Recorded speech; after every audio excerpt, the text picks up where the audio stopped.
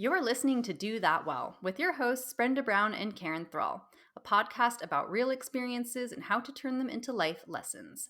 Unscripted, honest, funny, genuine, and passionate. A series of conversations where we explore every aspect of human interaction and provoke each other to do life well.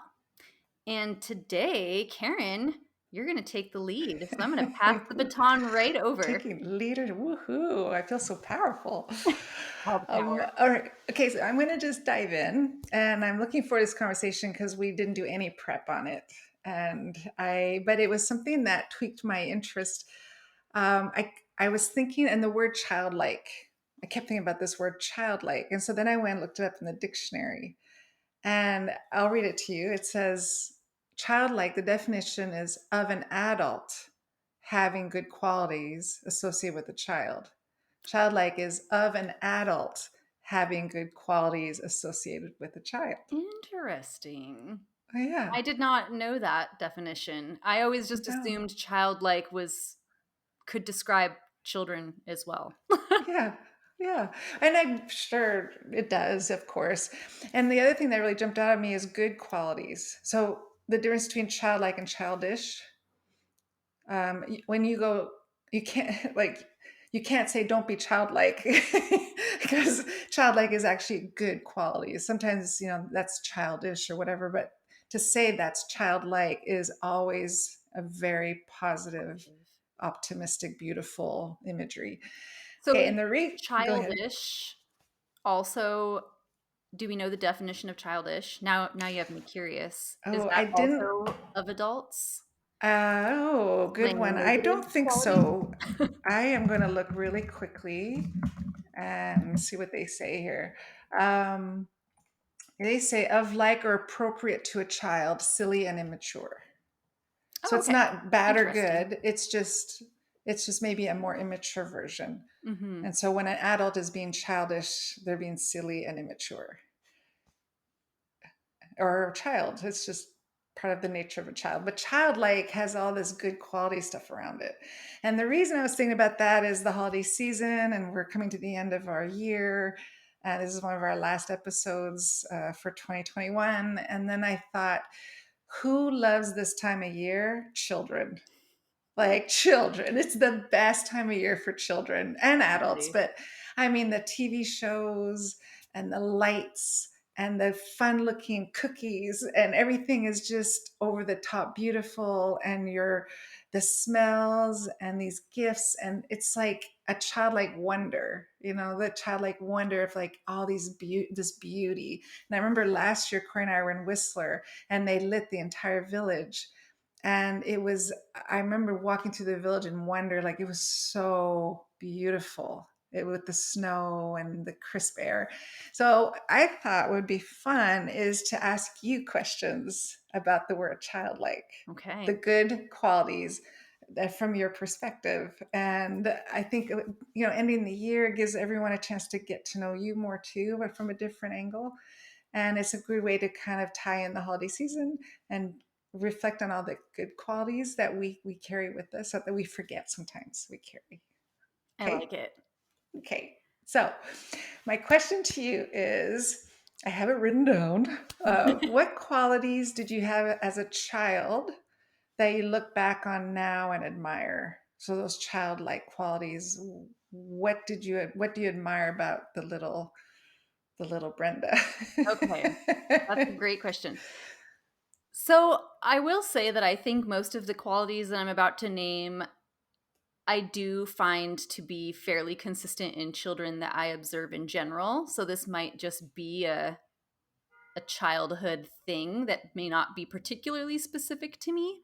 Um, but when I think about my own childhood and when I think of children and the qualities that I appreciate or admire, I think one of the first things that comes to mind is how, and I've used this phrase to describe Victor, my husband, before, how like unabashedly themselves they are. Mm. Like children are really just truly themselves because in my opinion, Uh, it's before they have any stuff, right? It's before any like Yeah. society's gotten to them and gotten to their heads and made them think that they need to be one way or another. Or it's before other little kids have teased them into thinking that their red hair is not okay or whatever it may be. And so when I was a child, and again, when I look at other children, I just remember being so confident and so Mm, sure of myself. mm, I think that's one of the first things that really comes to mind for mm. me that I really admire. Okay, so I'm gonna just feed off of what you're saying. So a childlike good quality is unabashedly yourself. Hmm. That's a childlike good quality. Yes. Okay. And part of it is confidence. You said like there's a confidence and assuredness in Hmm. yourself. Okay. What do you remember? What did you see in children that are unabashedly themselves that crack you up? Like, what are the ones that make you go, yep, that's only children can do that? Like, is there anything that unabashedly yourself that we would never do as adults? And it's a good quality. Um, okay, so here's one specifically from my childhood. I Okay. remember, I have this very distinct memory of being on the playground when I was a kid. And, this was in like 92, so it was a wooden playground with like wood chips on the ground and like ladders, and it was probably really dangerous, and I think kids probably play on safer things now, but there was a pole that I think was meant to slide down, and all the little boys would pretend that this particular structure was a pirate ship, and the pole they would actually climb up to get into their pirate ship, and they wouldn't let me play with them because I was a girl. And I just went over one day and I climbed the little pole to the top because I could. And I got to the top and I was like, see, I'm a girl, but I still did the thing and I want to be a pirate. And that was just me being like, I want to be a pirate too. It doesn't matter. I can do the same things that you can do. And here I am doing the thing. So what? And when I think of myself as an adult, I wouldn't necessarily feel comfortable in a room full of, you know, men being like, see, I can be here too. I did the thing, so I should be in this room with you. But as a kid, I Yeah. was perfectly comfortable doing that. It was so logical. Right. Like I can Like I'm also going to climb the climb. pole, so I Yeah, should also be a pirate. this is a logical decision. Like I'm going to be a pirate and I'm going to climb the pole and Yeah. that's that. That's And the end of nobody's it. going to tell me whether I am or I'm not. That's just what I'm going to do. Yeah. That's so good. What do you think too? Like that sometimes I get a kick out of truthfulness that comes out of Yes. childlike quality of No truthfulness. filter. That was my second one that I thought Okay, go tell me about that. Okay, good, because I was of. thinking that too. So tell me. Well, definitely. I mean, I think when you're a kid, like you just don't have a filter. Like filter doesn't exist. And I think that goes back again a little bit to this it's tied to just the confidence, being sure of yourself, but I remember, and you know, the silliest stuff.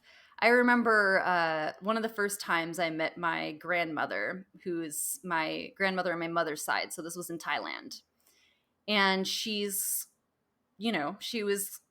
I want to say, in her late 60s, early 70s, something like that. She lives in Thailand. It's very warm over there. So everybody's getting a lot of sun. And so her skin was a little loose, for lack of a better word. I don't know. And I remember when I first met her, we were holding hands. She doesn't speak English. I don't speak Thai. So we were just holding hands. That was our way of communicating. And I was playing with her skin. And I pulled up like a piece of her skin like this. And it kind of, I'm pinching my arm for those of you that aren't watching, but the skin kind of stayed there. And then I just looked at my mom and I said, Mom, how come grandma's skin stays there when I pinch it, but mine just bounces back? And my mom just started laughing and was like, well, that's kind of mean, Brenda. She was like, that's because she's just older. And as you age, your skin loses a lot. She explained to me like how skin works. But wasn't thinking, Because there was because no there was no meanness. filter. It was No, just like me asking a question. it's I don't understand why this sincere. person's skin isn't like my skin. Yeah, completely sincere. Because even like this childlike quality of truthfulness, it is so admired, but in our adultness, we go, ooh, ouch, Right. ooh, ooh, read the room, or oh, gentle. Like, it's funny how we don't know what to do with it. But when someone's super sincere, it's endearing. When I'm around an adult who is really truthful and honest about their thoughts, and you can see it on their face, there's no harm. They're not trying to hurt you, and you just know your ego's getting pushed a little bit. Right. It's like childlike qualities don't have an ego attached to it. Yeah. They don't. There's no ego. Oh, that's But we. childlike qualities don't have an ego attached to them. That's really good, Karen. Hmm. I really like So that. so for us to have child good qualities, childlike is of an adult having good qualities associated with a child. It's just so cool. Okay, I have another one because Okay. the other one I thought about is the wonder that children have, like their imagine. Okay, so two, their imagination. We'll start with the imagination. So the childlike imagination, it's a good quality to have. Mm-hmm. What what are your thoughts on that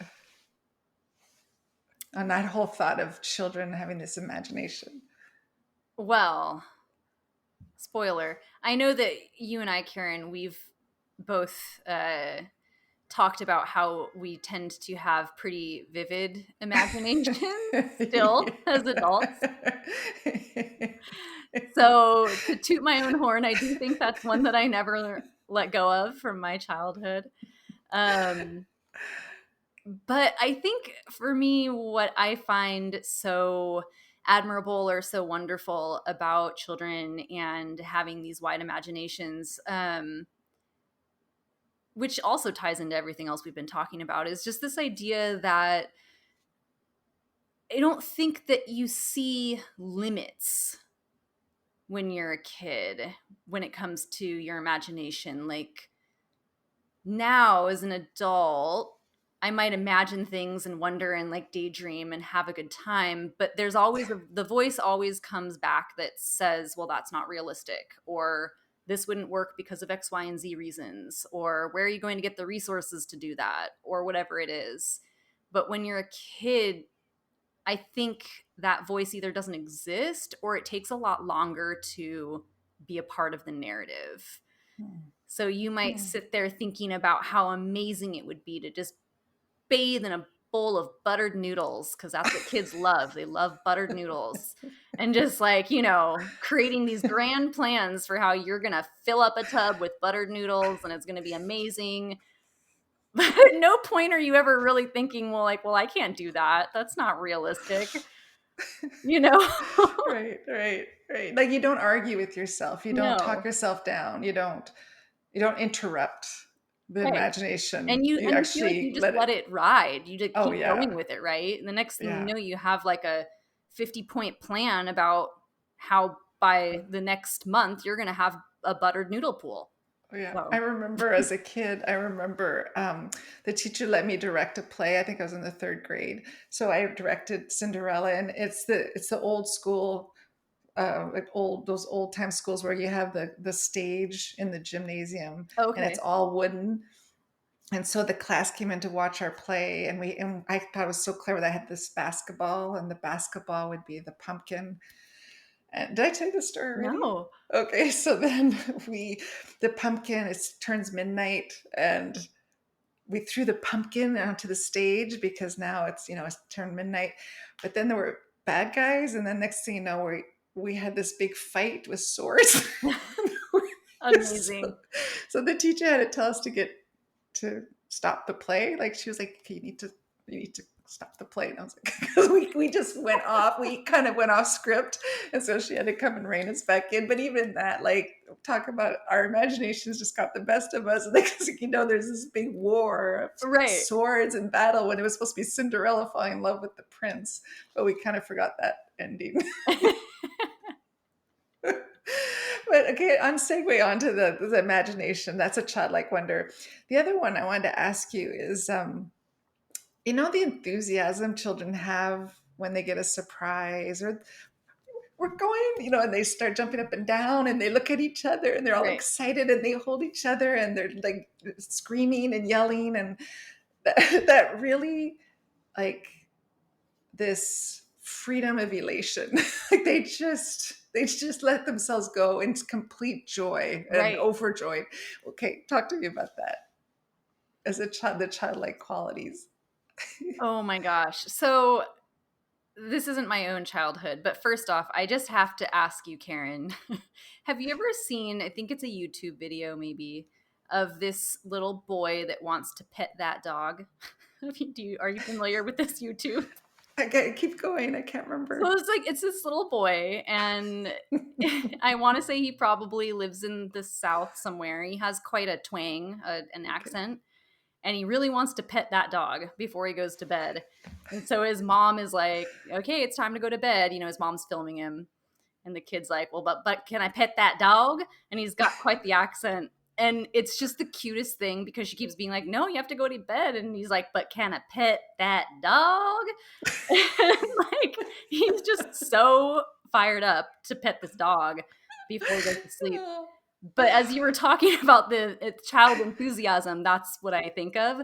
Because Victor and I love that video. We just think it's like the most sincere, heartwarming thing. And we often will reference it when we're excited about something now. As adults, we'll be like, but can I pet that dog? You know, like it's a little inside joke we have now. So that's the first thing that comes to my mind when I That's think so of true. childlike excitement. Because it can Oh, be that's something as simple as that when you're yeah, a kid, right? Like yeah.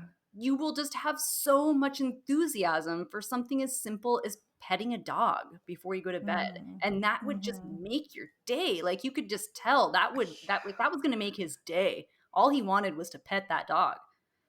It was just so pure and innocent. That is so well said. Enthusiasm, it just makes your day.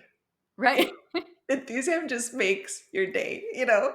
And see, that's another thing, like of an adult having good qualities like enthusiasm, and you wonder, like an unabashed, we'll use your word, unabashed enthusiasm, like that thing where you are so enthusiastic you're about to explode. Like it's like Will Ferrell does it amazing in the film Elf. Yes. He's just like everything is so exciting. So but it's, yeah, these qualities, it's so cool to talk about all this because these qualities, it's a reminder to all of us we get to this. Childlike is of an adult having good qualities associated with the child. We get to have these qualities, these good qualities. And maybe this is a great gift for us during this season, is to remind us of these Hmm. these amazing qualities. So okay, so I'm going to segue over here a little bit. Okay. Uh, Out of the ones we mentioned, what do you hold true? We talked about imagination. Imagination is something you hold true, true, and true. It's in there. It's not going anywhere. What else? Like out of the ones we mentioned, maybe not haven't mentioned, do you go, I've either forgotten, or it's a good reminder, or no, I love it, it's endearing, or I've let it go a little bit. I'm just gonna keep it open because I want to hear what you have to say. That's a really good question. I think that for me, I see moments, I think, of most of these qualities in my life, but they might not necessarily be a key part of my personality now, or they might not be something that I always do. So, for example, with the enthusiasm, I do find myself having moments of being really enthusiastic or really excited about things. It, like if I get a treat, like a treat to eat. I really like sweets. And if I get a sweet treat that I'm really excited about, like sometimes I'll do like a little happy dance, or like I'll do like a little wiggle because I'm excited to eat this treat. And like, so like moments like that, I think will come out. Um, I think the one that I miss the most and is one that I am constantly trying to remind myself to get back to is that very first thing that I mentioned, just this idea of with the playground. This idea that I can just be so comfortable and confident with myself and feeling like I don't need to worry so much about how my actions might be perceived because, and we've talked about this on our different episodes of our podcast before, ultimately I can't control how anyone wants to perceive me or whether or not anyone's going to like me or dislike me or think I'm rude or not. So why am I living for them then? That is so good, Brenda. It reminds me because I've been thinking about the word choice a lot. I want my answer to be as simple as it's my choice. Mm-hmm. So what? You're not going to XYZ? Yeah, it's no, I chose not to. Or I mean, like it's that I'm just being myself, and the choice I'm making for myself is no or yes or this or that, Right. and I want it to be that simple. That I'm just, well, what do you want? Do you want yes or no? Yes. Okay, then just go ahead with it and Mm-hmm. not be so. Sometimes I feel I'm overly mindful. I'm overly aware of others, and I don't need to be at that level. And that's what childlike, like you were saying. Thank you for saying that because it's true. Children are oblivious many times that there's anybody around. Right. they they don't know. They're not thinking that way. Right. They're And so it's kind of cool. it is a it can be a fine line, I think, right? Because there's a way that you can be not, what am I trying to say? I guess when I go back to thinking about kids, because sometimes those kids might say something out of a lack of filter and it might be hurtful. But then there are other things that we can not have a filter on and say, and you are still being mindful of whether or not you're going to hurt someone else with those words.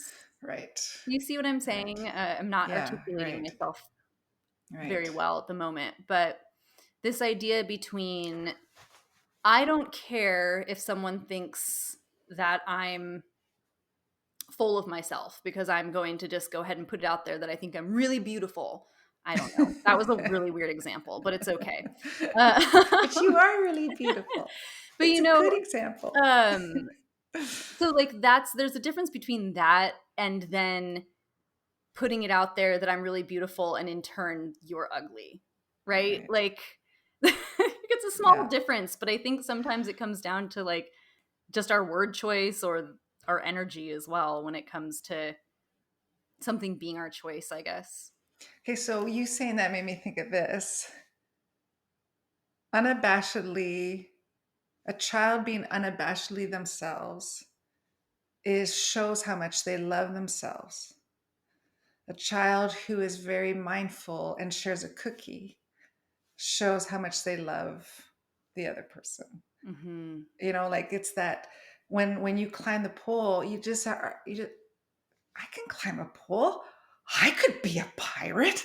Right. Yeah, like it's not like I'm gonna climb that pole and I'm gonna be a pirate. Right. Like because I have something to prove. You're just like, oh, I can do this. I'm gonna be a pirate too. Like it's so pure. Right. And so it's not, there's no filter or whatever because it's from a pure genuine curious place. And Mm-hmm. then other times when we're mindful, you hear it in children like, oh, my friend said, oh, look, I think that person's really sad. I'm going to go give him a cookie. Like a child is also so intuitive and is so aware of when something's not right around them.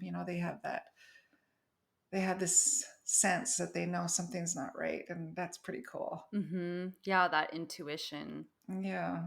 Definitely. Okay, well, I have a quote. I want to read it to you, and then I'd love to hear your thoughts on it. Okay. Okay, it's by Wayne Dyer. He says, to be more childlike, you don't have to give up being an adult. The fully integrated person is capable of being both an adult and a child simultaneously. Recapture the childlike feelings of wide eyed excitement, spontaneous appreciation, cutting loose, and being full of awe and wonder at this magnificent universe. That was kind of cool. It's a very feel good, cozy quote. Anything jump out at you there that triggered a thought? Yeah, I think just this idea that, and again, a topic we've definitely touched on before in our episodes, but this idea that it doesn't have to be one or the other, right? Like it's not black and white. You can hold these two opposing or what seem to be opposing, I should say, things at once. You can be both an adult and still have childlike wonder or childlike qualities. You can be a child and an adult at the same time. And I think that in and of itself is such a lovely reminder, because we, and I can't speak for everyone, but I'm going to go ahead and use the proverbial we here. That I think there's this tendency to really think like, well, I have to be an adult now. I don't get to do those things because I'm not a Yeah. kid anymore. Mhm. I have to go to Mhm. my 9 to 5 and I can't have any excitement or wonder or curiosity or imagination. That's an extreme. I'm Mhm. exaggerating. Or you'll hear people that describe other adults as children, and it's usually this in a negative way. Yeah. Um, Right. right? Like you'll hear somebody say like, well, The that childish person's thing. so like child, yes, the childish part. Like, well, Mhm. they're just a child. They'll never grow up. They're always going to be a child. And I Mhm. think oftentimes when that something like that is said, it's said in a negative way. Mhm. Um, but why does it have to be negative? And why can't that person be a child? Like, why can't that be Mhm. a good thing, right? Yes. Yeah. Because Yeah. I sometimes will talk about Victor and talk about how he has a lot of childlike qualities, or I'll be like, he's just a big kid. But when I say it, I find that very admirable. I think Yeah. that those are Yes. very admirable qualities that Victor has, in the sense that he does have that excitement, that wonderment, that imagination. Like he's a person that in my opinion, I think he has found a pretty nice balance between Mhm. being an adult and still having childlike qualities. Mhm. Um, but sometimes I have heard people say that to him in a negative way. So Mhm. Wow. I see. that's what I take Okay. away from all of that, I Yeah. guess, is No, the that's idea. I so just good. really like the idea that we can hold both. Yeah, we can. And I think it's time to maybe ask ourselves, of an adult having good qualities associated with a child, these are good qualities that we're not supposed to let go of. Hmm. So, for example, I was thinking, and I know we're coming to the end here, I was thinking about the truthfulness. I just thought this while you were talking about Victor. I actually do, like, don't ask me if you don't want me to tell you. So, I would love it when people genuinely ask me what I think. Mm. I love it because I won't say it unless you ask, you know. And I'll always be in a constructive, positive. I can't help it, so I'm going to always see it positively. But I'm still going to say what I really think, but only if you ask. And so I think for me, truthfulness, I get to in coaching. I mean, I'm really fortunate because the relationship, the environment allows so much freedom for me to actually get to speak into people and stuff and push a little bit and to prod and nudge and all that stuff. But I that's the one that I think I want to bring back, like while we're talking and you're saying about Victor, how he knows the balance of adult and child, but sometimes he gets criticized for you if you admire it. And I think the childlike truthfulness, I think, can have a negative, but if I want that to be more awakened in me, Mm. because Hmm. children don't wait to be asked the question. They Right. volunteer, like you volunteered a question, a comment to your mom. They Right. don't wait. Because they're really genuinely, they're very present and they're very engaged. So I would like to see that quality in me as that childlike truthfulness. I that's a big yes for me. So I think that's mine. I think that's the one I want to take with me. I like So that. yeah. Right. Well, there's our time. That was kind of nice. It was different. It was fun to hear your perspective on something you weren't prepared for. Like, I kind of threw that at you, so that was kind of cool. Yes. No, the audience is just going to know me so well. All righty. Well, sign us off there, and big hellos and goodbyes to everybody's listening. Thank you, by the way, for listening and being part of our community. Yes, It's been really definitely. cool. Well, we have one more episode left this year. We'll come with something exciting. Maybe we'll put Karen on the spot next week. We'll see. We'll see. Uh, Thank you all for listening, and we hope. Just stop it. Thank you all for listening. Bye. Bye.